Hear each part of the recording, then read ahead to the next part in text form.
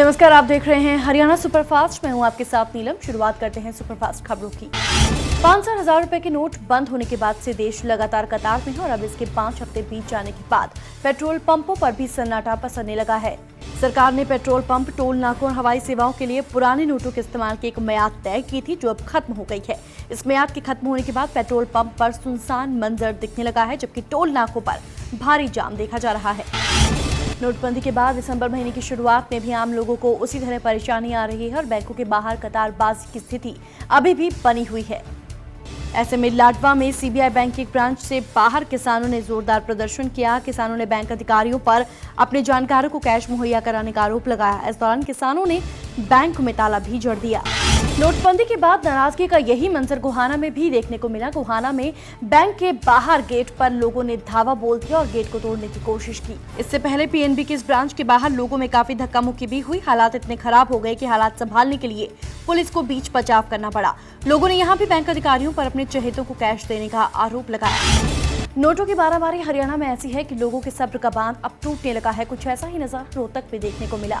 Rohtak MDO के पास SBI की branch में लोगों की भारी भीड़ देखी गई। लोगों को कैश मिलने में हो रही देरी से उनके सब्र का बांध टूट गया और उन्होंने बैंक का शीशा तोड़ डाला। इससे नाराज बैंक कर्मियों ने कामकाज 2 घंटों तक बंद रखा।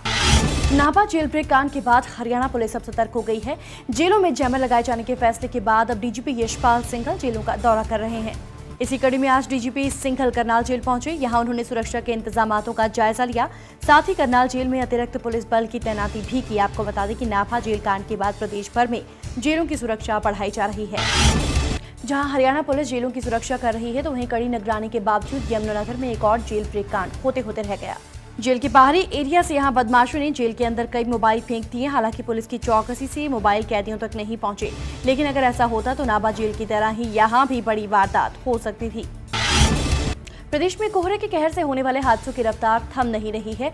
एक और हुए हादसे में 2 लोगों की मौत हो गई। हादसा पलवल के कुंडी मानेसर हाईवे पर हुआ, जब कोहरे की वजह से 5 गाड़ियां आपस में टकरा गईं। घटना के बाद पुलिस मौके पर पहुंची और घायलों को अस्पताल भिजवा दिया। शवों को पोस्टमार्टम के लिए भेज दिया गया है। फरीदाबाद में एक 2 मंजिला इमारत भरभरा कर गिर गई। गनीमत ये रही कि इस हादसे में कोई भी जानी नुकसान नहीं हुआ। दरअसल यहां मकान के बेसमेंट में काम चल रहा था, जिससे मकान की नींव जर्जर हो गई। घर की बालकनी ढहते ही सब लोग घर से बाहर निकल गए और इसके कुछ ही पलों बाद पूरा मकान भरभरा कर गिर गया। बहादुरगढ़ में एक युवक ने फांसी लगाकर आत्महत्या कर ली। घटना बहादुरगढ़ के हरिनगर की है। बताया जा रहा है कि मृतक युवक राजस्थान के बागदर का रहने वाला था और मानसिक रूप से बीमार चल रहा था। हालांकि उससे इतना बड़ा कदम क्यों उठाया, ये साफ नहीं हो पाया और पुलिस जांच कर रही है। पलवल में होटल के पास नहर में नरकंकाल मिलने से इलाके में सनसनी फैल गई है। होटल के पास नहर में ये नरकंकाल मिला है, जिसकी हालत इतनी बुरी है कि अस्पताल ने उसका पोस्टमार्टम करने से इनकार कर दिया। पुलिस ने शव को कब्जे में लेकर नूह मेडिकल हॉस्पिटल नल्हड़ भेज दिया, जहाँ इसका पोस्टमार्टम किया जाएगा। तो ये थी सुपरफास्ट खबर। देखते रहिए पंजाब केसरी टीवी।